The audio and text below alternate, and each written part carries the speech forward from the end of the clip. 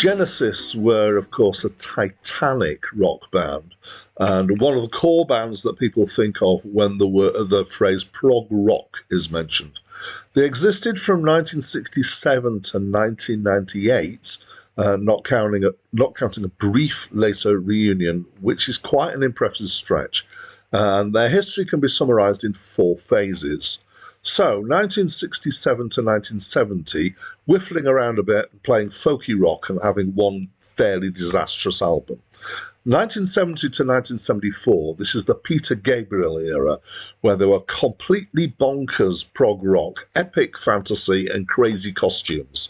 5 albums. 1975 to 1977, the transition era. Peter Gabriel has left, Phil Collins takes over the vocals, prog is seemingly dying, so being ever experimental, Genesis start experimenting with more mainstream music, songs about real people, and even love songs. 2 albums. 1977 to 1996, which is quite a long era, the mainstream era.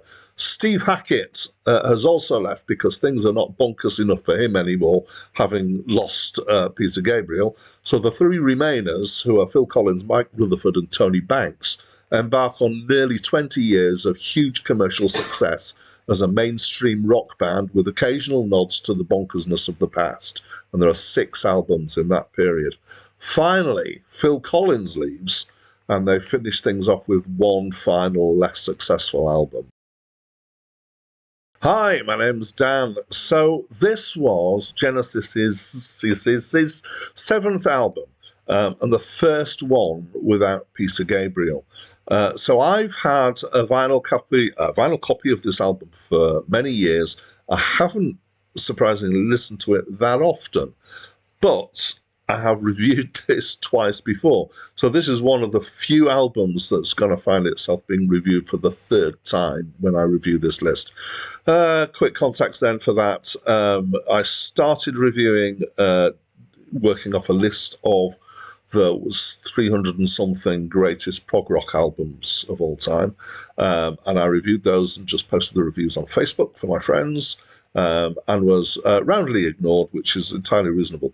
And then after I'd finished that, I created my own list of the 1,000 greatest albums of all time, which was amalgamated from a Rolling Stone and an NME list and a few other lists. I was never hugely confident about the list, but I transitioned from that to a blog, which was, of course, also roundly ignored. And then partway through that, about 400 in, I discovered the claimed music, and I transitioned to video, so I'm now doing video reviews, as you can see. But this is one of the few albums that's going to end up being done 3 times. So Peter Gabriel had left, but the rest of Genesis were determined to continue without him and to prove that they could do this music thing without Peter Gabriel. So they advertised for a singer, quotes, in the style of Genesis, and got 400 applicants, but they didn't find anyone that they were happy with.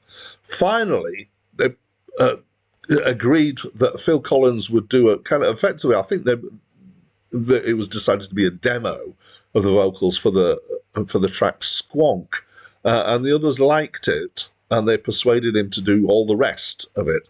They had to have some kind of negotiation about how this was going to work if he was going to start to be their new frontman, and one of his conditions was that he could choose who the new live drummer would be. He would go and drum when there were instrumental passages, but they needed another drummer whilst he was singing. And he chose Bill Bruford, who's a hugely respected prog rock drummer who's been all over the British prog scene through the 70s. Right, so you've probably picked up that this is progressive rock, and yes, it is.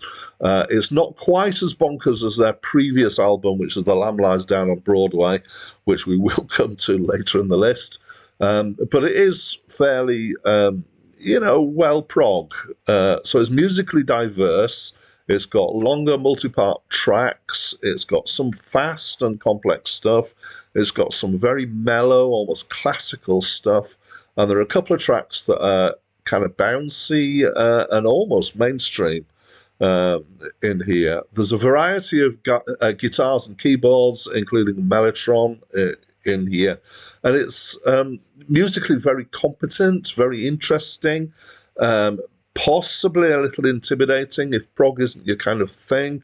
It's possible that I know that people who don't like prog often throw the label pretentious prog rock, and I think this could be accused of being that, but I think it's just because it's complex and there's a lot going on.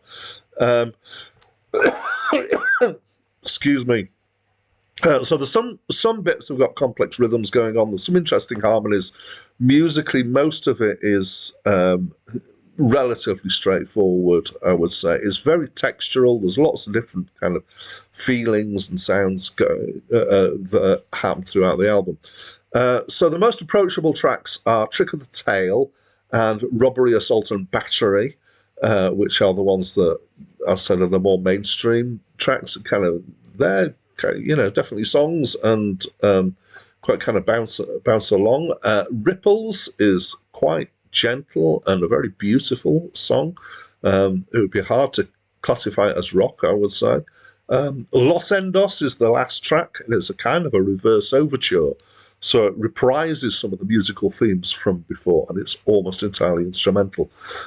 The songs are very Genesis. They're a weird collection of fantastic stories about all sorts of things, with a little bit of more reality with Robbery, Assault and Battery in there. Peter Gabriel was known for doing lots of different voices in some of the songs, and Phil Collins has done a little bit of that in Robbery, Assault and Battery, but he doesn't have the same extremes that Peter Gabriel had. Squonk, I'm going to pick out, is apparently about a mythical American creature. The vocals, the lyrics are quite hard to pick out because the vocals are a bit quiet in the mix.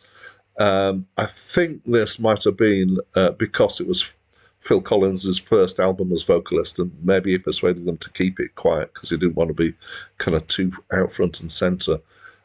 It's quite grand. It's best played loud or in headphones so that you can kind of hear a lot of the stuff that's going on.